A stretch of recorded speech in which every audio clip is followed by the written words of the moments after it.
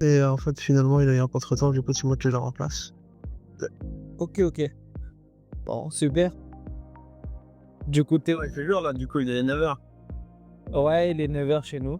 Et toi, il est 6 h, je pense. 6 h, 6 h du matin, là. Bon, ça va? Tout va bien? Ouais, de là, quoi. Super, super. T'as le temps, Alors? du coup? Ouais, j'ai le temps, je suis dispo, hein, je suis dispo, aucun problème. Bon, nickel, nickel. Bah écoute, déjà, j'aimerais bien voir. Je vais te poser quelques questions, comme ça on peut voir ce que tu as en tête. Et puis voilà. Ça te dérange pas si j'enregistre la conversation parce que j'utilise ça pour du compte. Ouais, je crée du contenu, ça me permet d'avoir une base. D'accord. Donc pour commencer, déjà, ton prénom c'est Vraiment, c'est Hamza. Hamza, ok. Ok, Hamza, super. T'es basé où actuellement en région Et parisienne? là, je suis en Ile-de-France, je suis banlieue nord de Paris, je suis à la Courneuve. D'accord, ok. Et qu'est-ce que tu fais là-bas? C'est quoi ton boulot? J'ai deux boîtes, une boîte de production audiovisuelle D'accord. que j'ai depuis 2018. Ok, super. Et là, depuis un an, j'ai une boîte de service de voiturier à Charles de Gaulle. Un peu VTC? Non, non, en gros, c'est un système, c'est un service de parking avec voiturier à Roissy Charles de Gaulle. Ah, Donc, en gros, les gens qui partent en voyage, on récupère leur véhicule, on dépose minutes, on le garde dans notre parking, on leur ramène après quand ils ont récupéré leur bagage, quand ils reviennent. ah, génial. Super. Super, super. Je suis content là. Et raconte-moi un peu, c'est quoi ton lien avec le Pakistan? T'es d'origine pakistanaise ou... Moi, je suis né au Pakistan, je suis pakistanais. Je suis arrivé quand j'avais 2 ans et demi. Ça. Donc, j'ai fait toute ma scolarité toute ma vie en France, hein. Je pensais plus que pas d'années en vrai. Mais j'étais parti une fois en 2013. Et depuis, j'ai plus envie de rester en France. D'accord. Ouais. En fait, 2013, ça m'avait marqué. Qu'est-ce qui s'est passé en... 2019. Qu'est-ce qui... 2019, après, je suis parti tous les 2 ans. Qu'est-ce qui s'est passé en 2013? Hein. Rien de spécial, hein. Rien de spécial. Tu sais, on avait fait Umrah. Après Umrah, on est parti au pays. Et en fait, je pense que c'est plus je sais pas, le corps qui passe différemment, je pense. Ouais, c'est plus pour le corps. D'accord, t'as pas subi du racisme ou ce genre de choses? En France? Ouais. Bah, non, pas spécialement. J'ai grandi en banlieue, donc j'ai jamais été confronté à ce problème-là, tu vois. Mais après, c'est pas qu'ils sont racistes, mais c'est plus à Pinjalani, Filkale, tu vois. Il y a cette différence de Goles entre eux et tu vois, nous, les à part. Parce que je ressens même professionnellement et tout. De mon sac, au final, moi, j'ai fait mes battes à moi, tu vois. D'accord. Et voilà, même malgré ça, même en ayant mes propres boîtes, juste, enfin, peut-être pas dans le service des voitures parce que je suis pas face aux clients, tu vois. Mais dans la boîte de production audiovisuelle, tu sens quand même une différence, même par rapport à la clientèle et tout. Pas la même chose. Ok. Et du coup, est-ce qu'il y a vraiment, il y a un élément qui t'a donné envie de t'expatrier? Parce que tu m'as parlé d'expatriation. C'est quoi en fait l'élément déclencheur? Ça.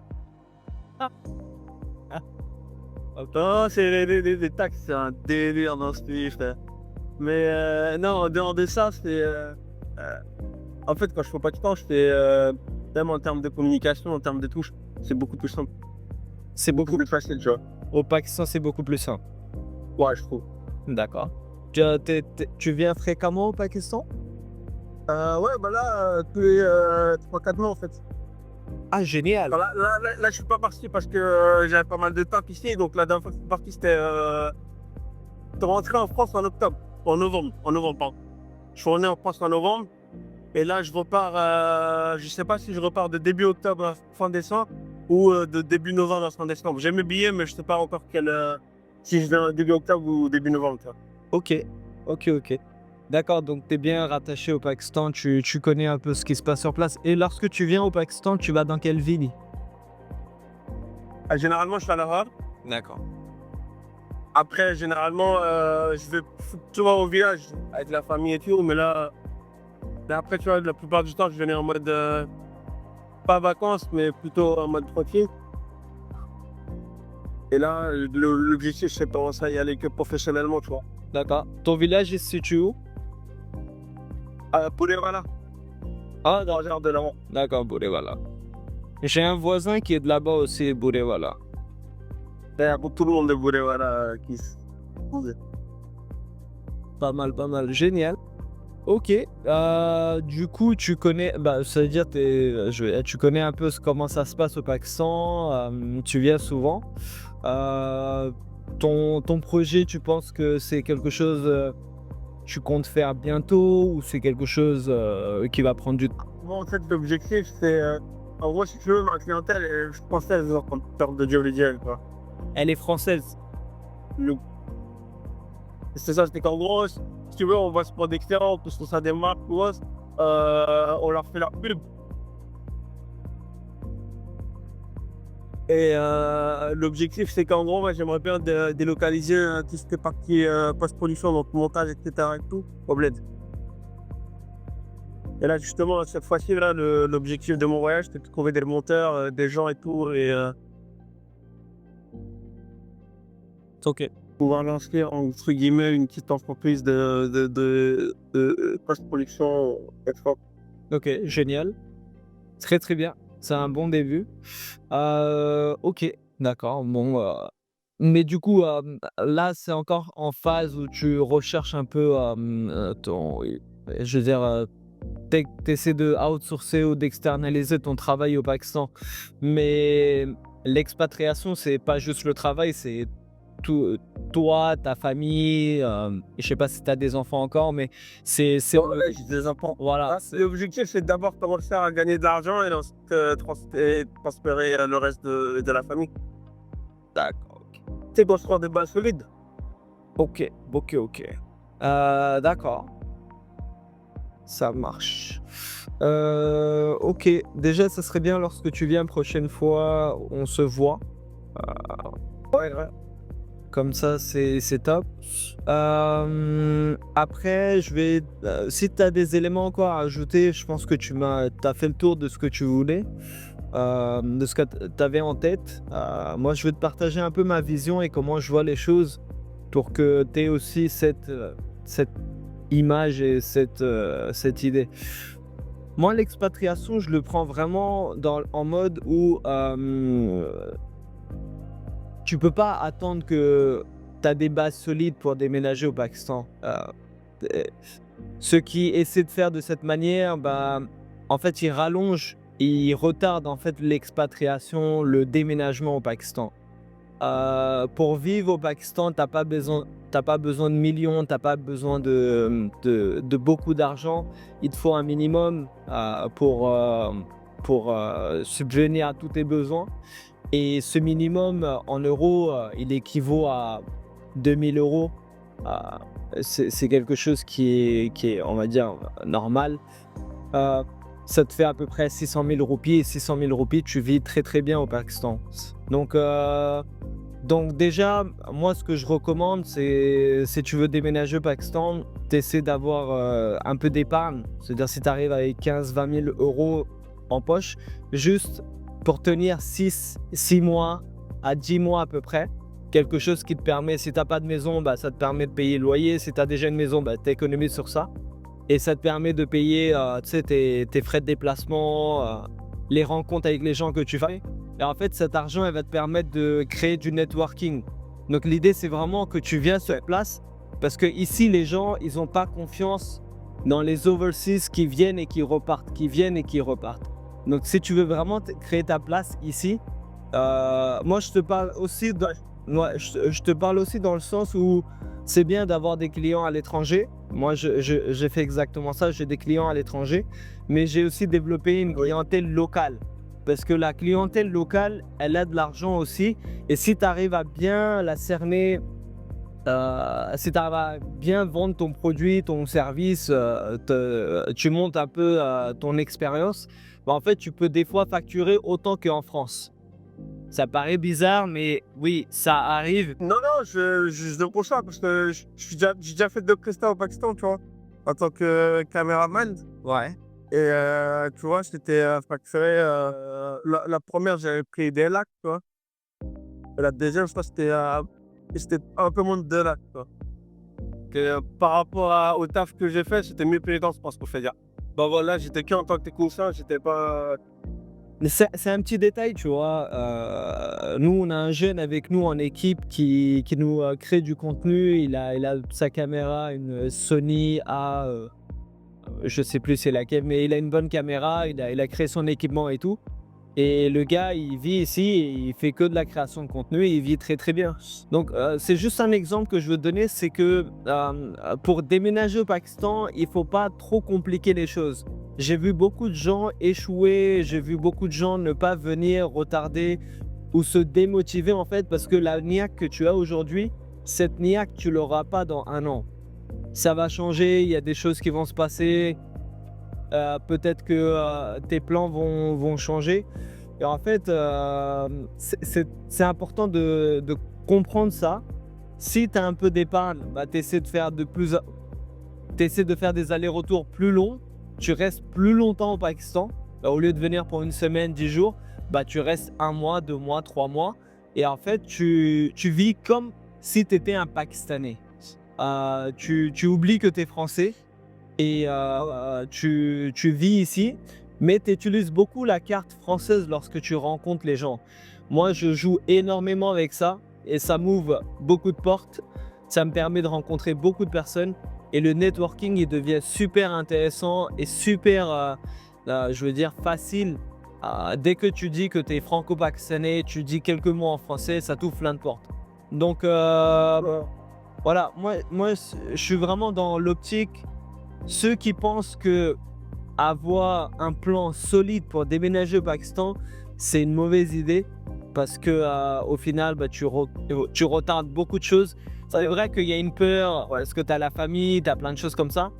Mais le Pakistan, il va pas vous manger. Et le Pakistan, à la fin, c'est ta maison, tu vois.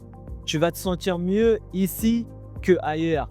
Si nos parents, dans les années 70, quand ils sont arrivés, ils avaient rien du tout. Sur les réseaux sociaux, il n'y a pas de poste, il n'y a pas de truc, il n'y a pas d'ici, il n'y a pas de cela, tu vois. C'est que du contact et c'est que du bouche à oreille. C'est-à-dire que j'ai même. Si je te dis, j'ai une vitrine, quand je te dis j'ai une vitrine, c'est que bah, j'ai des studios qui sont blindés de plein de projets qui sont terminés. Ouais. Mais en ligne, j'ai rien du tout. Ton portfolio n'est pas visible. Alors que pourtant, tu vois, on fait plein de choses. Là, carrément, le nouveau projet là, sur lequel on est en train de bosser, c'est qu'en septembre, on a signé il y a 1 mois.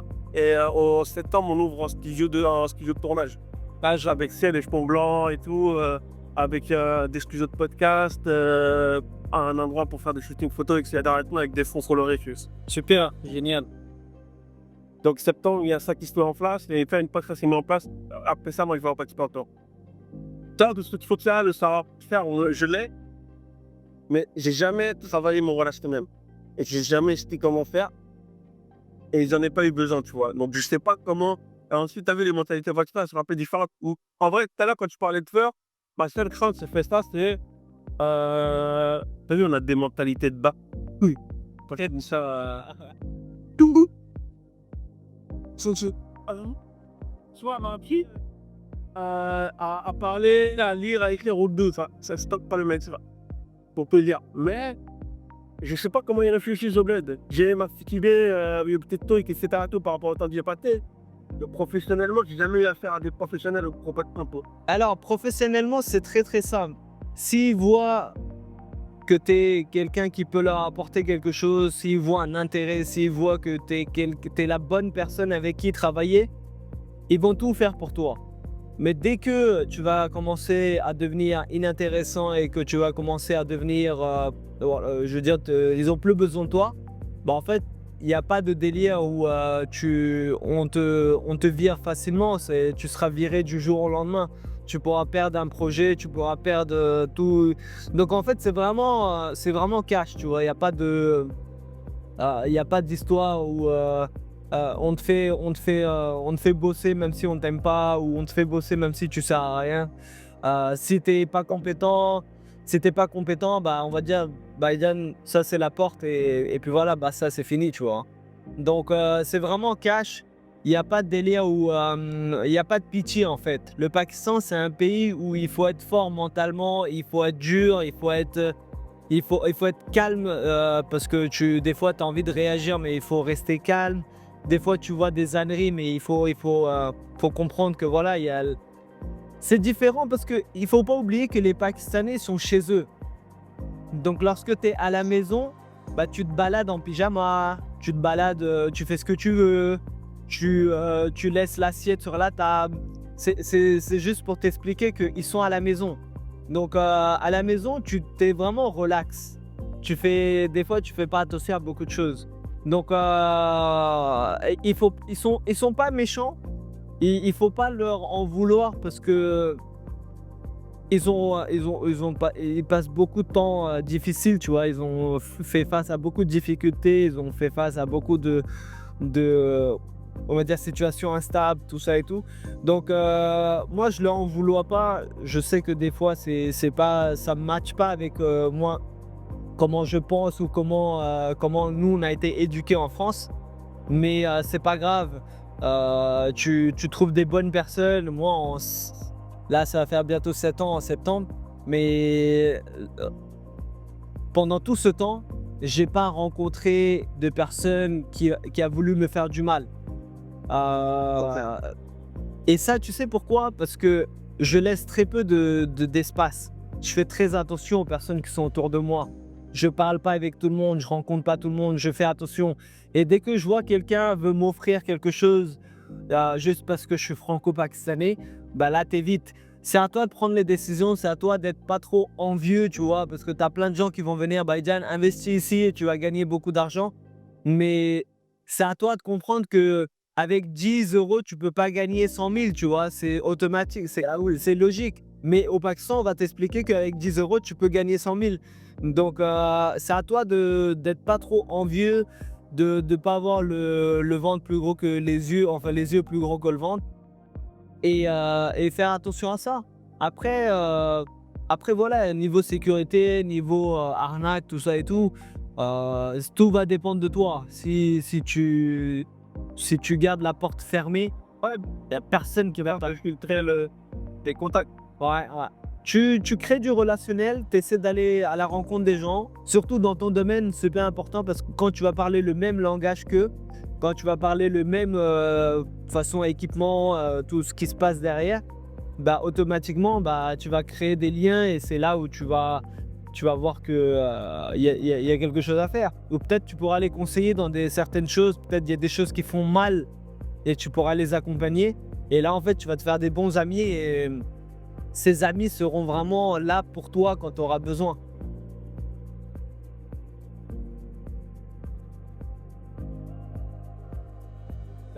Ok. Après, ouais, moi, qui dirais, j'ai pas de. Moi, je peux partir là tout de suite maintenant, je suis à l'aéroport. Et là, moi, dans ma tête, je peux faire pour les. Mais déjà à l'aéroport, je sais pas comment tu résistes à ça. D'arriver là, en billet, faire rien, tu vois. Ouais, on n'a pas de problème de visa. Non, bah alors, en plus, quoi. Mais non, tu sais, je veux te dire aussi un truc que souvent les gens ils comprennent pas quand ils sont loin. La situation au Pakistan elle est en train de s'améliorer à vitesse grand V. Peut-être que dans les médias ou tout ça on parle. J'ai vu, je trouve. Mais le Pakistan, faut pas oublier, le Pakistan, il a des réserves de minéraux, de pétrole, de gaz énormes. Et en fait, maintenant, vu qu'on a montré qu'on était un pays fort militairement, tout ça et tout, automatiquement, on a gagné beaucoup de respect dans le monde.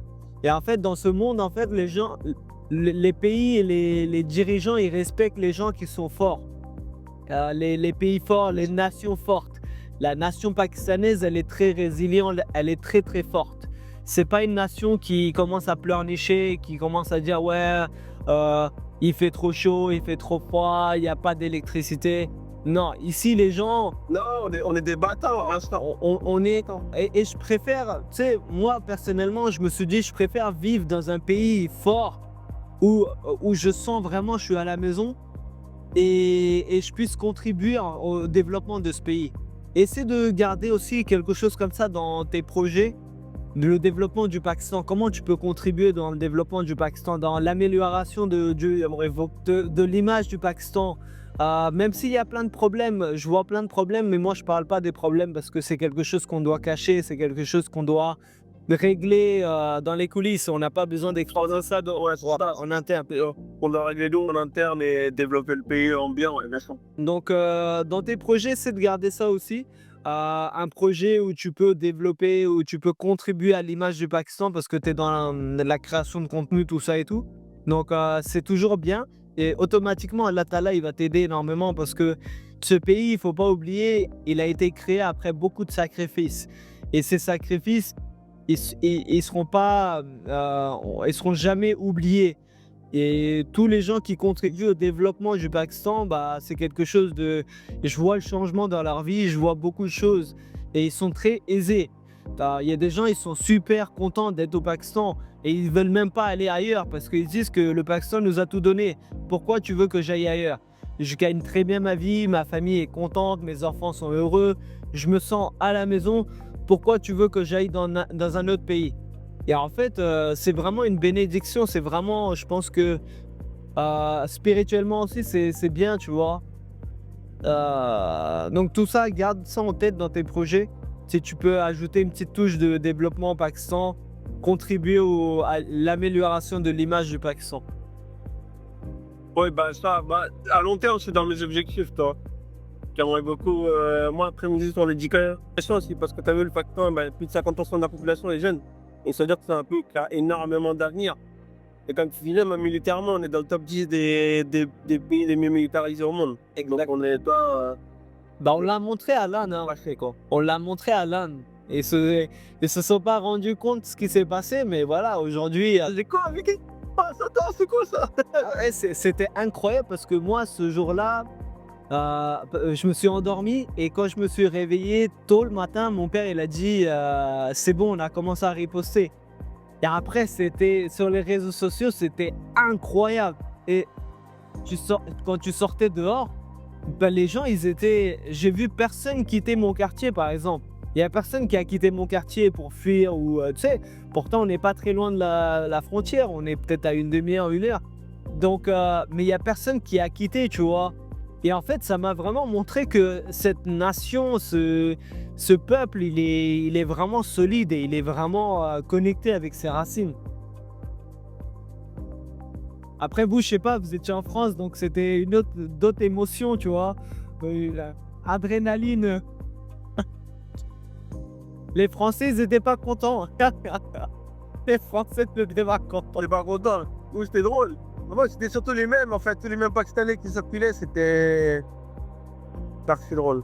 C'était vraiment... Bon, les Pakistanais, ils ont tué les Indiens, sont les mêmes. Hein. Ils notent ça. Donc voilà. Bon, t'as d'autres questions? T'as quelque chose en tête?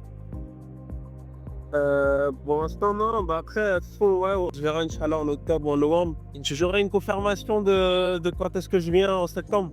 Pas que le studio il est ouvert et que tu vois, on a bien mis les choses en place. Là, on est en mode travaux. Donc, une fois que ça s'est mis en place, moi, je m'organise avec mon frère parce que c'est lui qui va dire ici, ça passe.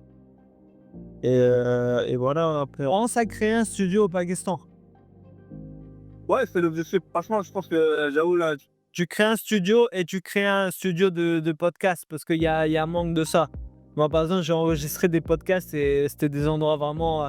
Le décor il était top, mais je veux dire, côté organisation, caméra, micro, tout ça et tout, c'était mal organisé. Il n'y avait pas de travail de post-production, tu vois. Donc il y a quelque chose où il y a du vide. Nous, notre podcast, après, là, il commence à bien prendre. Ça fait peut-être depuis mars, on a commencé, quoi. Ah, j'ai bien aimé. Oui, le serait comme C'est vraiment un peu... C'est vraiment cool, tu vois. C'est vraiment light. T'as envie d'écouter ça. Essaie de parler un peu plus du Pakistan. Je sais pas si tu as l'opportunité de faire ça, mais... On va faire, justement, il y a des épisodes où on va commencer à parler de nos ethnies, chacun, tu vois. Mais ouais, en fait, le truc, c'est que toi, moi, j'aimerais bien aussi que je parlais du développement. Donc, ça, j'ai les facilités audiovisuelles. Donc, c'était vraiment à partir pas, je ne veux pas développer le tourisme, donc je fasse pas, voilà. Mais contribuer quand même au moins au développement de l'image du Pakistan à l'étranger. Bah, tu sais, lorsque tu viens en octobre, essaie de planifier ça. Je pense que tu as un peu d'équipement. Essaie de venir peut-être à le secteur dans lequel je suis exonéré par rapport à ça. J'ai pas de taxe sur tout ce qui est nouvelle tech et tout. J'ai pas de taxe par rapport à ça. Mais je sais que après, si tu génères beaucoup d'argent, bah, il faut faire attention. Parce que tu commences à déclarer, tu montes une boîte, faut que tu aies un comptable, tout ça et tout. Donc, mais après, voilà, c'est pas aussi strict qu'en France. Il y a plus de flexibilité. T'es pas autant taxé. Par exemple, un truc tout bête, si tu payes par carte bleue dans un magasin, tu vas payer 5%. Si tu payes en cash, tu vas payer 16% de TVA. Donc en fait, t'as des petits trucs comme ça, il faut faire attention. Mais sinon, à part ça, fiscalement, c'est pas un truc de ouf. C'est moins qu'en France, t'as pas l'URSSAF, t'as pas tout ça qui va débarquer. Mais avec le temps, je pense que ouais, dans les années à venir, t'auras des choses qui vont serrer un peu, quoi. Ouais, ça c'est normal, que ce soit ça part en développement et tout, mais. Et c'est galère de monter une boîte ou pas? Non, ça te rend un jour, 2 jours. Ok, ah oui. Bah, d'abord, tu commences avec le statut. Tu as un statut un peu. C'est comme l'auto-entrepreneur, mais c'est pas vraiment l'auto-entrepreneur. C'est rapide, tu vois, c'est à ton nom. Mais tu peux mettre un nom d'entreprise et tu peux créer un compte bancaire. Donc, ça veut dire que tu crées un compte bancaire pro, tu montes le truc, ça s'appelle Sole Proprietor. Et ça, en fait, c'est juste une personne. Et en fait, ça te permet d'avoir une boîte pro. Tu fais tes déclarations et c'est pas lourd je veux dire, t'as pas besoin de comptable et tout pour ça, tu vois. C'est vraiment light, quoi. Après, t'as plein de boîtes qui sont pas enregistrées, qui bossent et tout, tu vois. Mais ils enregistrent la boîte quand ils se font contrôler. Et toi, t'es où? T'es à l'Arabe? Moi, je suis à DHL, Lahore, ouais. Et t'es resté que là-bas ou t'as pas fait d'autres villes? Bah, si, j'ai voyagé pas mal, mais je vis ici, ouais.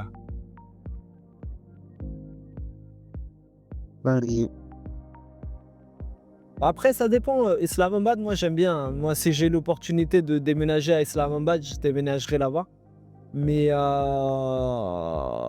après, Lahore, c'est bien. Il y a tout ce qu'il faut. C'est bien développé, c'est propre, c'est sécurisé. Après, voilà, ouais. Je conseille pas Karachi parce que Karachi, c'est une grosse ville. Après, soit tu as un bon networking, tu as un bon réseau là-bas, tu traînes avec les bonnes personnes, donc c'est bien. Mais sinon, c'est une grosse ville où tu as vraiment besoin de faire ta place. C'est pas évident. Ouais, Karachi, c'est loin aussi, ouais, je pense. C'est plus compliqué de devenir dans l'air peut-être en France, si jamais il y a des gens qui pensent, hein. Je sais pas comment ça se passe, mais. Tu vois, Karachi, c'est un peu. Non, il n'y a pas. C'est un peu excentré aussi. Lahore, c'est bien, c'est au milieu. Tu peux aller facilement à Islamabad et au nord du Pakistan. Après, voilà. Bah écoute, Nivelles, hyper. Nivelles, c'est comme la zone, t'as des tombes là dure. Regarde, moi, je suis dans un quartier propre, c'est Askri. Je paye 80 000 roupies. 80 000 roupies, ça fait à peu près, je crois, 200 €, je crois. Mais c'est un appart de 250 mètres carrés. 300. Ah ouais, entre 250 euros tout, quoi. Non. Mais c'est un 250 mètres carrés? appart de 250 mètres carrés avec 3 chambres. C'est des chambres suites en fait, parce que t'as le salle de bain et WC rattachés. Donc t'as 4 salles de bain et WC attachés. T'as 2 salons, t'as une grande cuisine, t'as un balcon. Et voilà, 250 mètres carrés pour 80 000 roupies. Ben, délire, pas cher, gros. Ben, moi, c'était vraiment pas cher. Après, ouais, ça tout dépend de où tu es, tu vois. Je te parle du point de vue occidental. C'est l'Occident, l'occidental qui parle. Mais c'est pour ça que je dis que si tu as un budget de allez, 1500, 2000 euros par mois, juste en euros, tu vois, qui rentrent, ou tu viens avec 15, 20 000 euros pour 6 mois, t'as de quoi bien vivre parce que ça te permet de. La maison, c'est quelque chose, tu vois. Tu vas pas passer toute la journée à la maison. Moi, il faut que t'as de l'argent pour sortir. Par exemple, d'aller dans les cafés, aller dans les événements, aller rencontrer les gens, faire des cadeaux, déplacer un peu si tu as besoin d'aller au nord du Pakistan. En fait, avoir de l'argent pour faire le networking. Faut pas que les gens pensent que tu es pauvre ou tu n'as pas d'argent. Faut qu'ils voient que financièrement, tu es bien et tu es là pour rester un moment et tu n'es pas là pour t'enfuir et tout. Parce que voilà, et en plus, c'est comme ça, tu vas vraiment profiter. Donc, le quartier où tu vis, ça fait beaucoup d'effets parce que quand tu viens de la France, tu n'as pas envie de vivre dans un quartier pourri. Ah, franchement, moi, quand je suis au village, dis-toi, j'ai aucun problème. Ouais, bah oui, bah le village, c'est là quand.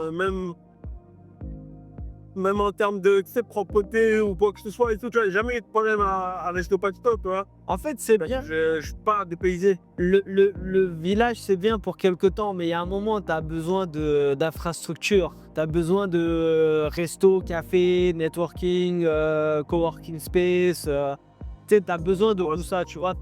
En fait, tu as envie de rencontrer des bonnes personnes comme nous, tu vois, qui bossent, qui font quelque chose. Au village, tu vas pas rencontrer des personnes. Bien sûr, mais Donc, c'est dire ça dans le sens où, tu vois, c'est bien pour le week-end, tu vois.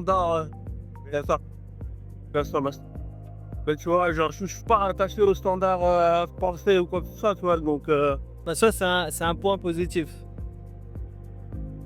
franchement, tu vois, j'ai grandi, j'habitais j'ai toujours habité en mode, j'ai eu ma propre chambre quand je me suis marié et que j'ai pris un appart, tu vois.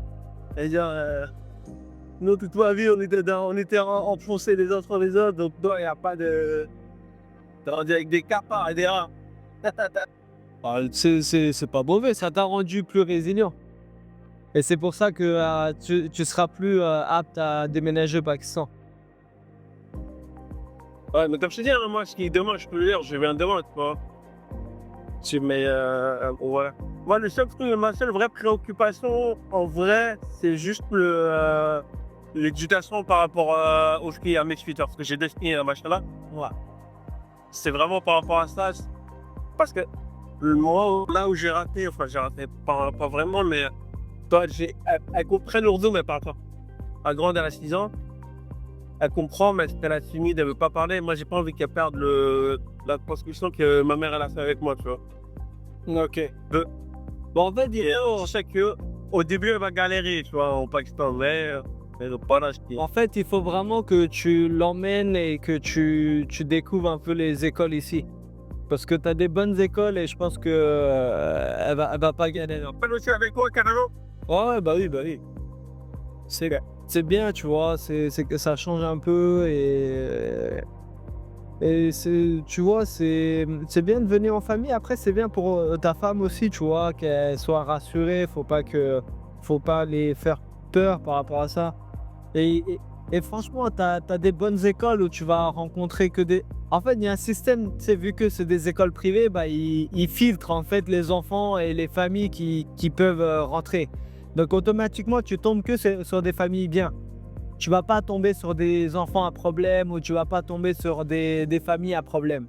Donc, donc les écoles, elles sont vraiment filtrées et sont vraiment bien encadrées. Après, voilà, je te cache pas, l'éducation à la maison aussi, c'est important. L'école, elle va te donner ce qui est nécessaire, mais l'éducation des parents, l'éducation qui vient des parents est beaucoup plus important, tu vois. Donc ça, c'est un rôle que vous avez à jouer aussi. Bien sûr, ouais. Super. Ok. Moi, je pense qu'on a fait le tour, hein. Après, si y a d'autres questions, je t'enverrai plus des messages. Pas Ça de te dérange soucis. pas. Non, ça marche. Tu me tiens au courant lorsque tu viens, ça me ferait plaisir de te rencontrer et va continuer avec ton création de contenu, ce que tu fais. Partage Je plus vais de t'envoyer choses. quelques liens que j'ai fait, enfin, de projets qui sont en ligne. Vas-y, vas-y. Comme ça, tu vois un peu le niveau, tu vois. Peut-être un SPS sur ma page, il n'y a rien de ce que je fais professionnellement, je crois. Ok. Déjà, Pas de souci. T'écoutes, on se tient au courant. voilà. Vas-y, pareil, parfait, on fait comme ça. Ciao. Comme ça, t'as là. Allah Hafiz. Allah Hafiz. Voilà. Stier.